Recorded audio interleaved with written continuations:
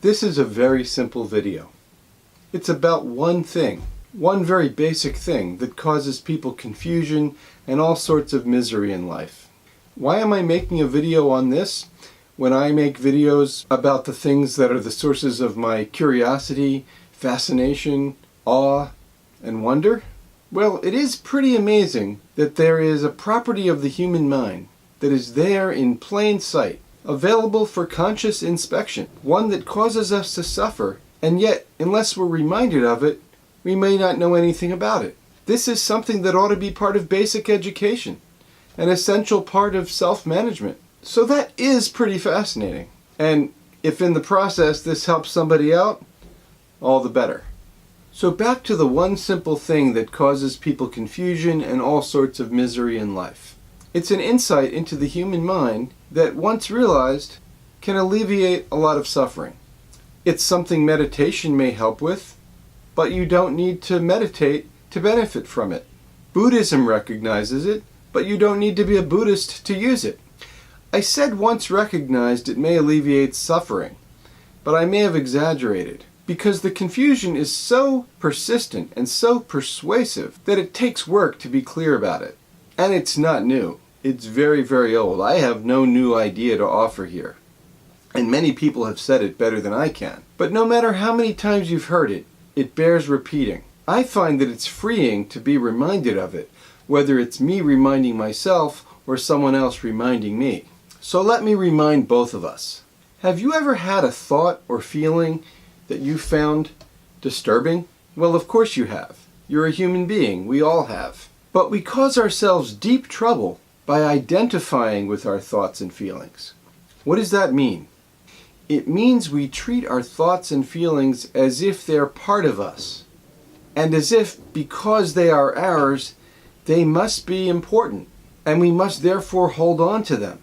We are excessively attached to them. When we get attached to our thoughts and feelings, we're in danger of deluding ourselves. We attribute to painful thoughts and feelings a seriousness and a significance that causes us pain and that makes us suffer. We hold on to them, not letting them go.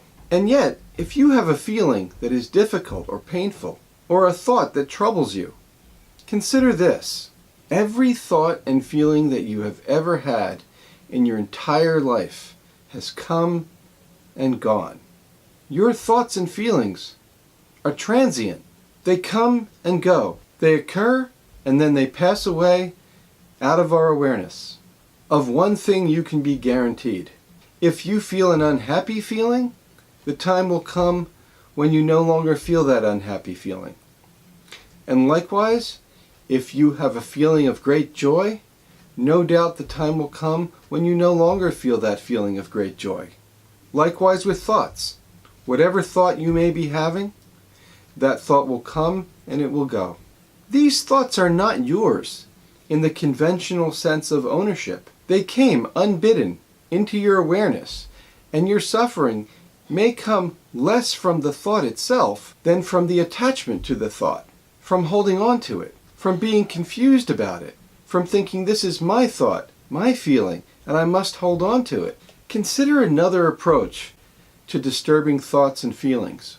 Consider standing back and observing a disturbing thought or feeling. Consider an attitude.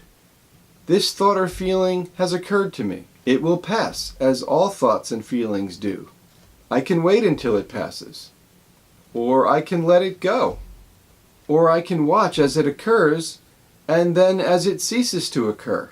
I do not need to get involved with it, or to react to it. This is just the way the mind works. Thoughts and feelings constantly come into our awareness, and just as predictably are replaced by other thoughts and feelings. That's what happens your entire life long. To be clear, I'm not saying that thoughts or feelings can have no significance. You may have a thought or feeling that suggests something useful or important to you, that calls for action, or for work toward a remedy of something that, if remedied, would make something better. By all means, listen to your inner wisdom, and take wise actions that your wisdom tells you make sense, and would be helpful or constructive.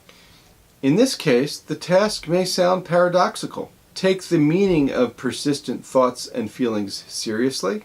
Don't ignore what's significant in them, but at the same time, don't be confused about the nature of thoughts and feelings. They are what the mind does. Your experience as a person is of a constant flow of thoughts and feelings, one replacing the other. Thoughts and feelings are not realities. They are what the mind does. You don't need to instill them with great power. Just because you thought a thing doesn't call for getting attached to it, nor for confusing it with you, the person to whom it occurred. You can observe the ever-changing flow of thoughts and feelings without holding on to them, without granting them great significance. This way lies greater freedom. Remind yourself of this. I know that recognizing that my feelings are not me has been freeing to me. I hope it can give you more freedom too. Be sure to subscribe. You can follow my Instagram, and thanks a lot for watching.